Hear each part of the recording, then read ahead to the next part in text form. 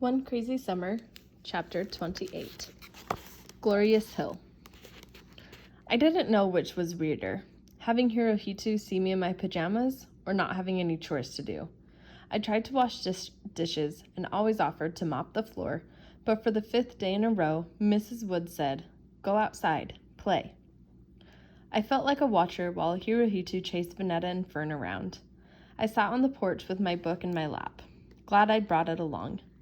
In between turning pages, I'd peek at Vanetta, Fern, and Hirohito playing Mother May I, or freeze tag. He knew just how to escape their tags and keep the game going.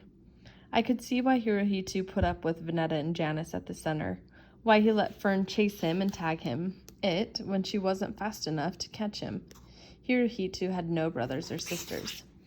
He liked being a brother to my sisters and me. Grateful that Hirohito would soon tire his sisters out, I settled into my book on the porch. I could finish the chapter before it was time to come inside. I read my book, bright-eyed, breathing heavily, and rooted for Rontu to win against the pack of the wild dogs, his former brothers. "Get 'em, Rontu, get 'em!" I didn't hear the quiet, that the sounds of playing in the yard had stopped. I looked up, and they were all standing around me with Hirohito's go-kart. "Hey, Delphine." Vanetta and Fern giggled. Obviously, they were a part of Hirohito's plan to sneak up on me. He smiled, pleased to have caught me unaware. "Want to try out my go-kart?" I rolled my eyes and tried to appear older, above playing kid games. Me? On that thing? Vanetta and Fern started screaming that they wanted a ride. He tapped my sneaker with one of his doggedy high tops. "It's fun. You'll like it." Before this week, I would have said, "How do you know what I like?" My goal to come off as bored and older slipped right out from under me. Inside, I felt like I was being pulled into the 6th grade dance floor. I wanted to give him my hand and let him pull me up, but I felt too big, tree-limbed, plain-faced. I'd probably look silly on the go-kart, just like I'd look silly matching steps with some boy in the multi-purpose room at school. I glanced down at that sawed-off piece of wood resting on top of a metal frame with skate wheels up front, tricycle wheels in the back, a rope on one end, a carpet square on the other. I had never seen Hirohito sit on the carpet square. He always rode belly down, arms spread out, and hands gripping the T-bar. It was a wonder he wasn't all scarred up. "Boy, you must be crazy." "Stop being chicken. You can steer it. Those legs will reach the turn bar easy. Just hold onto the rope and keep it steady." Vanetta and Delphine snickered at Hirohito's carefree choice of words. I couldn't hit him for calling me a long-legged chicken after I had gobbled down his mother's fish and rice. I said, "I am not getting on your street roller. No way." Instead of saying, "Not on your street roller coaster," or "Yeah, no way, Jose," my sisters' voices failed to come to my rescue.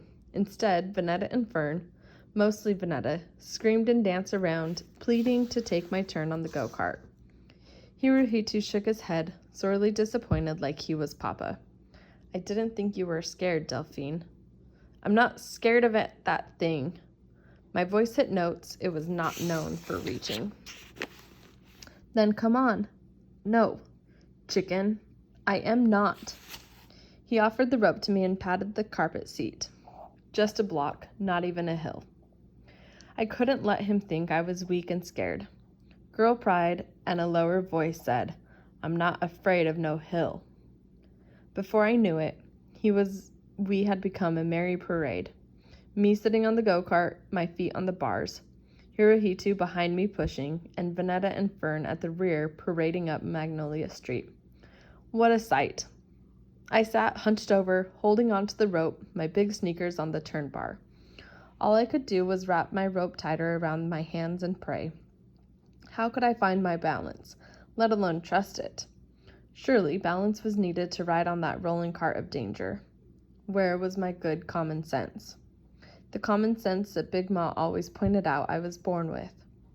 I was mad at myself for letting this happen, letting them push me into riding down some hill on this wooden, bumpy, hot rod roller. I could fall over on my butt, scrape every inch of skin on my legs, arms, and hands. I could look like a stupid, scraped up, tangled up mess, and on top of it all, scream like a fraidy cat in front of my sisters. I hugged the rope. My heart pounded through my ears, down in my toes. None of that concerned anyone on the parade route. Hirohito pushed happily. My sisters skipped, clapped, and sang. They might as well have been singing, "Crash, Delphine, crash." Then Hirohito stopped pushing. Now the tips of my fingers pounded. We were at the top, the very, very top of the hill. Hirohito looked at me like this was all fine, not like he was getting back for being mean to him. My knees would knock if they weren't frozen. I wanted to get up and walk away. "Don't worry, it's safe," he said. "My dad built it. It's sturdy and has no splinters. He sanded it down for days." "Good job, right?" "Right," I said. I helped him. He turned the T-part so it swiveled. "Real axle for the turns. It's good for racing. But don't worry," he said again. "You just have to go straight. Keep it steady." He nodded and smiled. "My dad's great." I doubted he meant to get all girly talking about his father. He caught himself and changed his voice. "Ready, Delphine?" I didn't answer. He said, "Use your sneakers to slow down, then stop. Just drag." Then he lifted my foot and put it in the right position, the position that would turn the heels of my sneakers as doggedy as his.